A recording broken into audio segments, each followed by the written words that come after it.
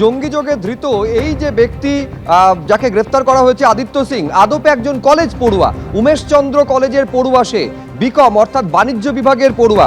স্থানীয় বাসিন্দারা জানাচ্ছেন এই এলাকায় অর্থাৎ হাওড়ার বেলিলিয়াস রোড এলাকায় 20 বছর ধরে থাকে সে।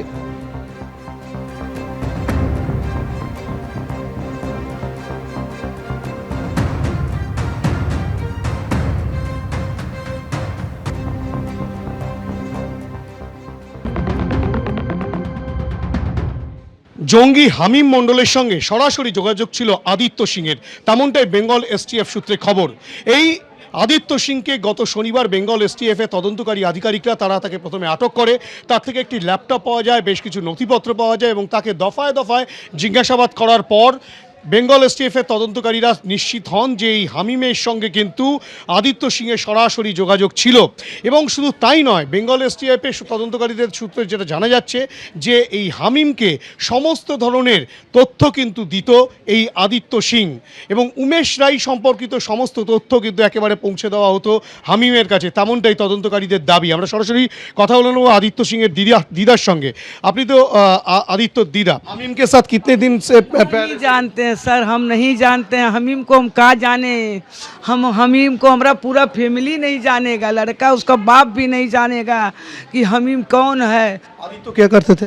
पढ़ता रहा वही कॉलेज में, उमेश चंद्र में, बिकम है। हाँ, अभी ने इम्तिहान 10 दिन हुआ दे के आया है, तो उसका बाप बोला परीक्षा हो गया था, कंप्यूटर में नाम लिखा लो थोड़ा। तो लेकर गए उसको, तो अरेस्ट किया है एसटीएफ ने। हाँ हाँ, इसके बाद क्या परसों ले गया रात को 15 आदमी आया था, तो वो लोग घेर के ले गया, सब खोज के ले गया। कुछ का मिला कि नहीं मिला हम लोग नहीं देखा। हम लोग लैपटॉप भी थे, खाली लैपटॉप तो उसका बाप की ना था। ऐसे पकड़ के हम रोने लगा ऑफिसर को, तो बोला कुछ नहीं, तुम चिंता मत करो, कोई काम में कोई गड़बड़ में फंस गया है, ये बोला है, बता देंगे। तो वही जब हम गया था, बैठा था 3 बजे वहाँ से, फिर गाड़ी में हथकड़ी लगा के ले गया वहाँ। হামিমের সঙ্গে এই আদিত্য সিংয়ের সম্পর্ক কতদিনের, কিভাবে তাদের সম্পর্ক তৈরি হলো, কি কি তথ্য তদন্তকারীরা যা তথ্য পেয়েছেন সেই সব তথ্য বিশ্লেষণ করে আর কারা কারা এর সঙ্গে যুক্ত রয়েছে সমস্ত বিষয়টাই খতিয়ে দেখা হচ্ছে, তেমনটাই বেঙ্গল এসটিএফ সূত্রে খবর। ক্যামেরায় দিব্যেন্দু সিনহার সঙ্গে হিন্দোল দে, এবিপি আনন্দ, হাওড়া। পরপর বেঙ্গল এসটিএফ এর সাফল্য। প্রথমে গ্রেফতার করা হয়েছিল হামিম মণ্ডলকে বর্ধমানে, আপনারা জানেন যে রেনেসা টাউনশিপ এলাকা থেকে গ্রেফতার করা হয়েছিল। তারপরের দিন গ্রেফতার করা হলো ঝাড়খণ্ডের সাহেবগঞ্জের বারহারোয়া থেকে, এবং এই দুজনকে নিজেদের হেফাজতে বেঙ্গল এসটিএফ পেল। জিজ্ঞাসাবাদে তথ্য উঠে এলো আদিত্য সিং সম্পর্কে। হাওড়ার বেলিলিয়াস রোড থেকে আদিত্য সিং ওরফে রাজুকে গ্রেফতার করেছে বেঙ্গল পুলিশের এসটিএফ সূত্রে যেমনটা দাবি করা হচ্ছে, উমেশ রায় সম্পর্কে যাবতীয় তথ্য এবং ছবি দিয়ে হামিমদের সহযোগিতা করেছিল এই আদিত্য সিং। যখন বর্ধমান কোর্টে পেশ করা হচ্ছে আদিত্য সিংকে, সেই মুহূর্তে ছবি দেখতে পাচ্ছেন। অর্থাৎ এই জঙ্গিযোগে পরপর 4 দিনে 3 জনে গ্রেফতারি।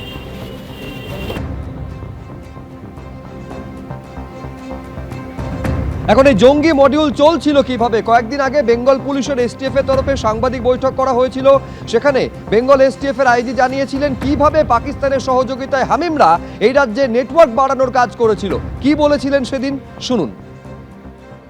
কয়েকটা হ্যান্ডেলস ছিল, তাদের মোবাইল নাম্বার ছিল, और ইনক্রিপ্টেড অ্যাপসের মাধ্যমে এর মধ্যে কিছুটা নাম্বার ইভেন আমরা দেখলাম ইউকে মেক্সিকোর সিম কার্ড নেওয়া হয়েছে। और এই পার্টিকুলার নাম্বারসের থ্রু ইনক্রিপ্টেড অ্যাপস কমিউনিকেশন হতো এদের সঙ্গে। और এরা মানে এরা সবসময় ক্লেম করেছে কি এরা শেহজাদ ভট্টি গ্যাংয়ের খুব ক্লোজ আছে। রানা, আবির জট এবং আবিদ আছে, রানা আছে, হাম্মাদ আছে আর উজৈর আছে। এই 4 জন যে যাদের সঙ্গে ইন্টারাকশন হচ্ছে এটা মানে শেহজাদ ভট্টি গ্যাংয়েরই ছিল। কমিউনিকেশন প্যাটার্নে জেনারেলি আমি বলছি এটা পাচ্ছি কি মানে ওদের অ্যাক্টিভিটিস ছিল কি একে দিয়ে একটা নেটওয়ার্ক তৈরি করার এখানে, প্লাস কিছু টার্গেটস আইডেন্টিফাই করা, প্লাস আইডেন্টিফাইড টার্গেটসের মুভমেন্ট প্যাটার্ন স্টাডি করার। আর মানে কত লোক এই অ্যাক্টিভিটি যাদের এদের যা প্ল্যান আছে ওদের মধ্যে কত লোক ইউজফুল হতে পারে তাদেরকে টার্গেট করে করে they were trying to spread a network through Hamim was spreading network। এর মধ্যে কয়েকটা নাম আমরা পাচ্ছি, আমি এখানে বলতে পারবো না because we are still to get them. যেমন যেমন অ্যারেস্ট হবে we will share the details with you. Shehzad ওরা এর মধ্যে একজনের নির্দিষ্ট নাম দিয়েছিল কি ও তো আইএসআই এর সঙ্গে যুক্ত আছে, plus Shehzad Bhatti gang as such is known to have very close contacts with ISI and other organisation, মানে they work in a network. জঙ্গি যোগে পরপর গ্রেফতারি, এবার গ্রেফতার করা হলো হাওড়ার বেরিলিয়াস রোড থেকে আদিত্য সিং ওরফে রাজুকে।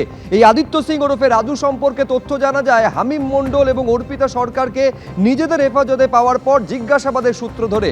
তারপর জানা যায় এই আদিত্য সিং সম্পর্কে, যেটা এসটিএফ সূত্রে দাবি করা হচ্ছে, উমেশ রায় সম্পর্কে যাবতীয় তথ্য হামিমকে সরবরাহ করেছিল এই আদিত্য সিং। তারপর বেরিলিয়াস রোড থেকে আদিত্য সিংকে গ্রেফতার করলো বেঙ্গল পুলিশের এসটিএফ। হামিম অর্পিতাকে উমেশ রায়ের ছবি এবং তথ্য দিয়ে সাহায্য করেছিল আদিত্য বলে দাবি তদন্তকারীদের।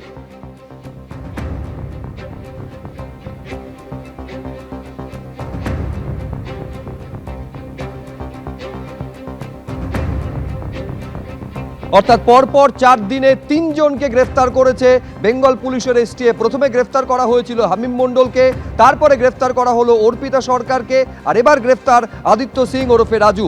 বেঙ্গল এসটিএফ এর সঙ্গে যোগাযোগ রাখা হচ্ছে, সর্বদা সতর্ক রয়েছি আমরা। শোনাব আপনাদের এই কথা বলে কি বলছেন কলকাতা পুলিশের CP. We are in touch with West Bengal STF and we are pursuing the leads. Whatever comes, we'll act on that. हर समय हम लोग अलर्ट हैं इसके बारे में, इसके लिए अलग से नहीं है। इस तरह का कोई इन्फॉर्मेशन आता है तो हम लोग उसको वर्कआउट करते हैं और अभी हम लोग बंगाल STF के साथ काम कर रहे हैं। अगर इस तरह के कोई संदिग्ध व्यक्ति हैं तो उनके विरुद्ध कार्रवाई करेंगे हम लोग। রাজ্যের বিভিন্ন মন্ত্রী মুখ্যমন্ত্রী তাদের নিরাপত্তা নিয়ে একটা প্রশ্ন উঠছে। ওটা ডাইরেক্টরেট অফ সিকিউরিটির সঙ্গে আলোচনা হবে এবং যে সিদ্ধান্ত নেওয়া হবে ওইভাবে কাজ হবে। এবিপি আনন্দ, এগিয়ে থাকে, এগিয়ে রাখে।